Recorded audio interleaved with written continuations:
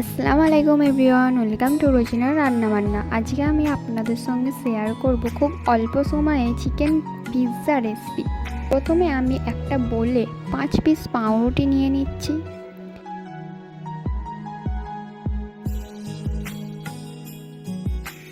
এবার আমি এখানে দিয়ে দিচ্ছি লিকুইড দুধ। এবার আমি এখানে দিচ্ছি একটা ডিম। এরপর দিয়ে দিচ্ছি 2 টেবিল চামচ সুজি। এবার দিচ্ছি 1 টেবিল চামচ চিনি, অল্প একটু নুন। আর আমি এই সব কিছুকে ভালোভাবে মিশিয়ে নিচ্ছি।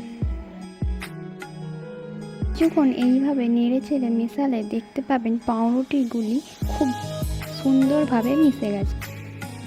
আর এটাই হচ্ছে কিন্তু আমাদের আজকের পিৎজার ডো।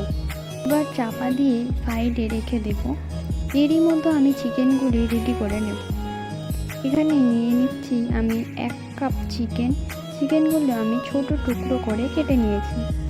এখানে আমি দিয়ে দিচ্ছি 1 টেবিল চামচ আদা রসুনের পেস্ট, অল্প একটু লঙ্কার গুঁড়ো, গোলমরিচের গুঁড়ো আর জিরে গুঁড়ো, আর দিচ্ছি 1 টেবিল চামচ টমেটো সস। ভালো করে মিশিয়ে নিচ্ছি। এখানে আমি নুনটা দিতে ভুলে গিয়েছিলাম। এবার আমি দিচ্ছি স্বাদ মতো নুন। আবারও ভালোভাবে মিশিয়ে নিচ্ছি। এবার আমি কড়াইতে সাদা তেল দিয়ে চিকেনগুলো ভেজে নিচ্ছি।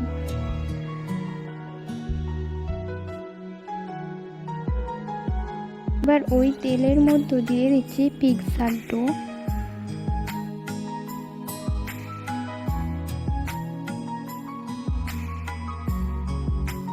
ডোটাকে এবার ভালো করে গোল করে নিচ্ছি। এবার আমি ঢেকে দেব 5 মিনিটের মতো। 5 মিনিট পর ঢাকনা খুলে নিয়েছি।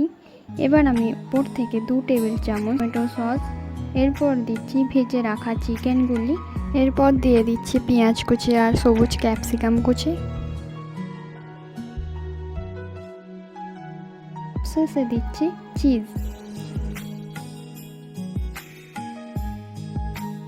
4 থেকে 5 মিনিটের মতো চাপা দিয়ে রেখে নামিয়ে নিলেই রেডি চিকেন পিৎজা রেসিপি।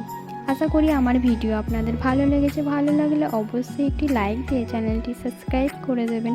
ভালো থাকবেন, সুস্থ থাকবেন। কেমন হয়েছে ভিডিওটা কমেন্ট করতে ভুলবেন না। দেখা হচ্ছে পরের ভিডিওতে। আল্লাহ হাফেজ।